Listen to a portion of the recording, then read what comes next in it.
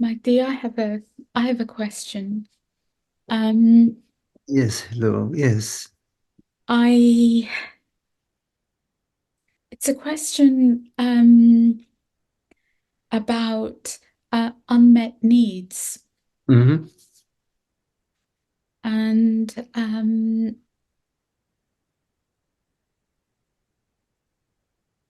I'm just trying to think how to phrase the question because um, Can you define like needs? What do you mean by unmet needs? Just want to make sure that I'm understanding yeah.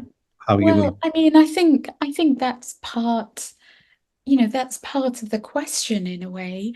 What is a need? Right, right. Yes. It's,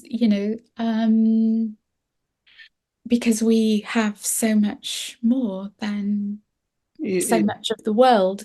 uh, let me define how Yeah. I use the word need, and then you can Mhm. sort of maybe see if needs, the way I use the word need is they refer to the body mind. That human organisms, they need food, shelter, and clothing. They need companionship. Uh, so needs pertain to the human organism. That's how I define needs. And of course, uh, we do our best to satisfy those needs, food, shelter, clothing, housing, and companionship, friends, and relationships, partners, tribe, etc. Yes. So that's how I define the word need, which is different from desire. Uh, But anyways, I would like to go back to you Mhm. speaking your question. Um, so I want to make sure that I'm addressing your question. So I'm trying to think how to put this, and I don't, because I don't want to go into a historical narrative, but I think, I think many people don't have the life that they want. Okay. And some so how can I put this? I think um so uh, so for me, for example, I've spent a lot of my life believing that material things are really not so important. And I've spent and I don't know what your tradition believes about, about how we come to be here with the particular issues that come up for us, that we give space to try and allow to integrate. But I mean, for me, I've denied myself a lot of things because I've thought um, somehow that it's, you know, morally wrong to have more than your very basic needs. And I've also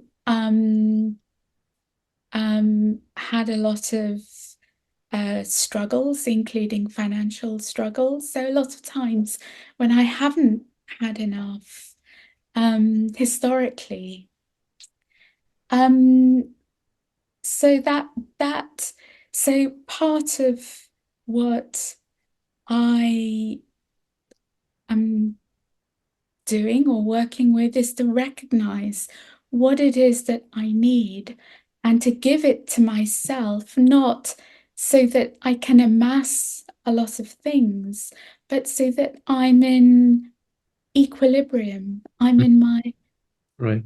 place to meet the world, rather than something calling out that's not met within me.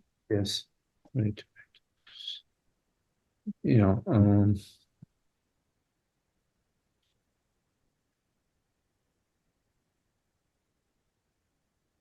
Why limit yourself? Why adopt a cultural thing, which means history, which may be applied to, I don't know, great grandparents, whatever, I don't know. But why limit myself in any way? Uh, As long as it's not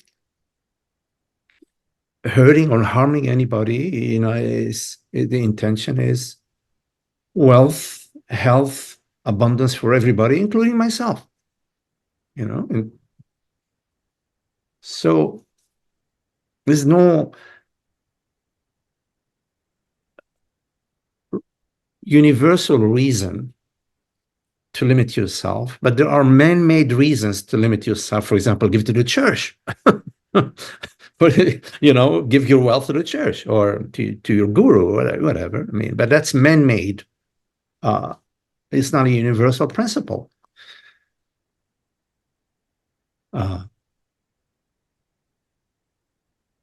In terms of not having enough, okay. Two things. First, we can get more. We're open for more whatever, more of whatever. Why not? All right. Second, the other point is it's always enough.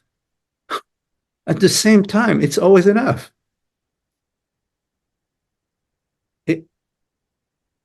Sorry, I don't understand that. Please explain that. What makes what is available to us right now not enough? What? The mind. Because, like years ago, I used to belong to this tribe that believed that, you need to get your 8 hours or 9 hours of sleep. I really believed that, and I was subject to that. And if I slept 7 hours, I did not sleep enough. I slept 1 hour less than I should have slept, 2 hours less than I should have slept. And my experience was, I didn't sleep enough. And I actually felt like, oh God, I didn't sleep enough. And later I realized that that's just a story. That's a belief structure. Then in fact, you could sleep 2 hours and it's enough.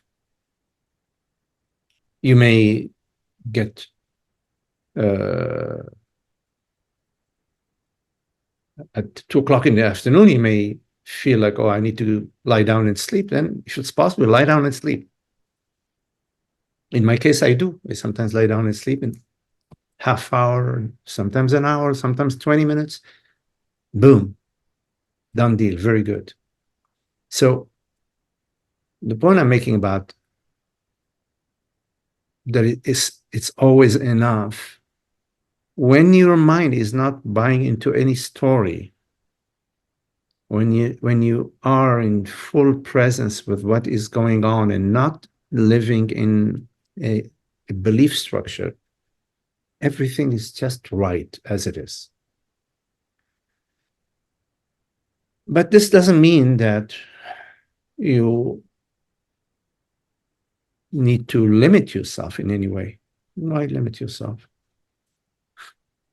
If sometimes it's available for you to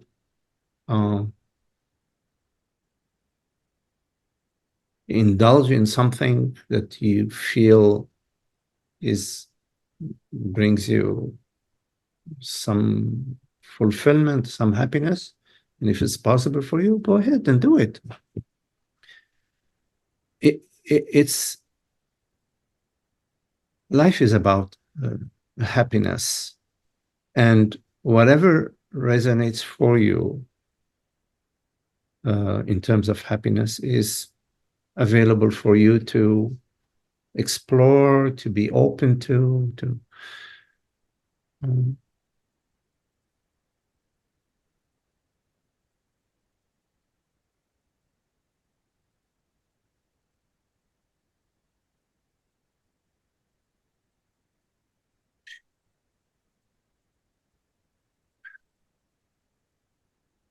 it's not helpful to define ourselves in any limited way.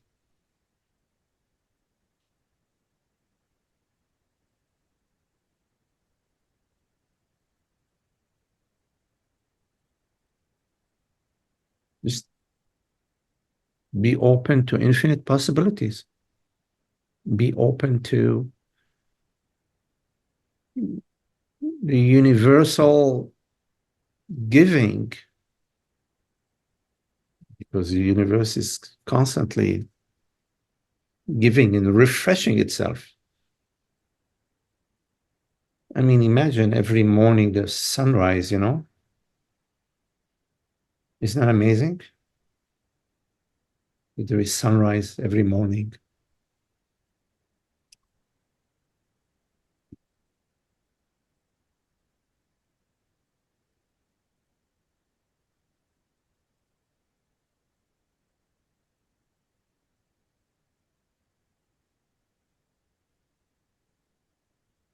So I would say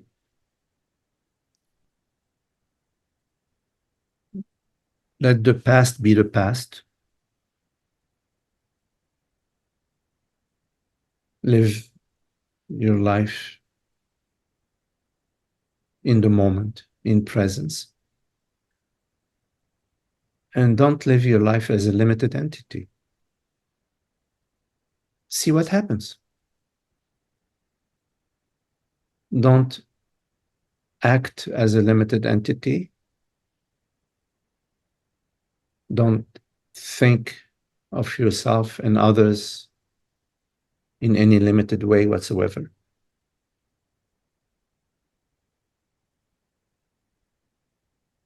Drop all your stories, which are all past stories about yourself, about your life, and explore new way of living. A way of living that comes from a place of freedom, of joy, of happiness, of abundance, of wealth, of health for everybody and everything. You see how it unfolds.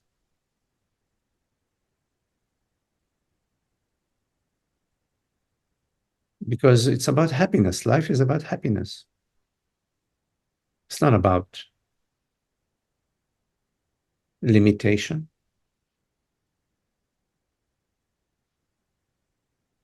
I mean, we've inherited limitation from our ancestors, but it's our business to change that. We don't need to pass it on.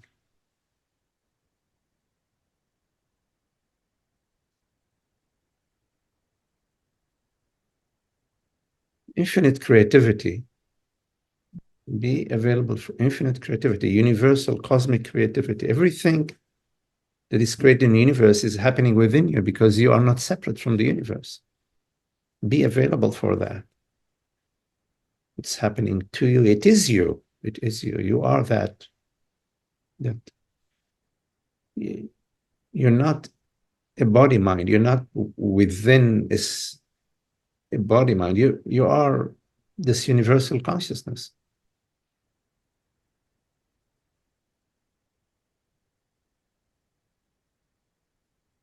You have a direct connection, like with the universe. Like the what is it? In the old days, the presidents used to have a red phone. They pick up the red phone, and the American president is directly talking to the Russian president. You have a direct connection with the universe.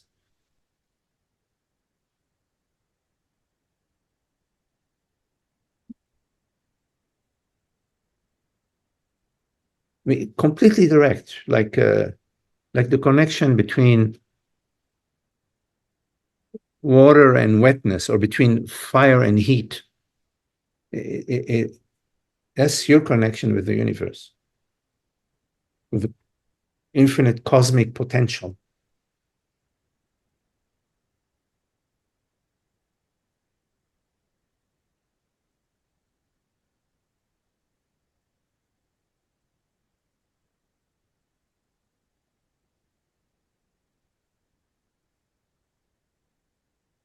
Thank you. I mean, my understanding of not having enough is not is the resources to express yourself in the world as you wish to. And I think that what you're saying is that those that abundance is there if you know if that is if you are open to it. I think that's what you're saying. Yes. That would be my definition of not having enough. Yes. It's all available to you. Mm. Expressing yourself in the world is, you have the complete freedom of exploring that direction, whichever way you want. You do have that freedom. I mean, that freedom is yours. What you decide to do, which direction you decide to, what path you decide to take is also up to you. But I encourage you not to look at the obstacles, or not to look at obstacles, but to look at what you would like to do, what really triggers your fancy. Uh, Rather than looking at, oh, I cannot, I can only do, rather than looking from the glass half full, look at what really speaks to you from that level, honoring your freedom and recognizing and acknowledging your freedom. Because if you don't, then you're buying into limitation, and okay, well, then it's a done deal. What is that to talk about? I'm a limited entity, I'm a limited self. Well, welcome to the club.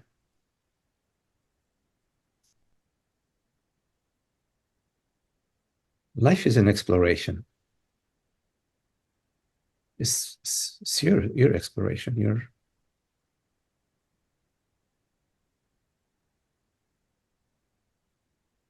Thank you. Okay. Nice chatting with you. All right. Well, thank you all. Lovely to be with you all. Anisha, Elovice, the Masiman, Julie, hello Ezra, and Rajni. Hi Rajni, nice to meet you, Rajni. Hola Emmanuel. Hey Mark. And Suda. Hi Suda. Hello Charles. Laura. Rahul. Hello Rahul. Lynn. Jackie. And my sweet Tara. Thank you all. Thank you, Magdi. Thank you, Magdi.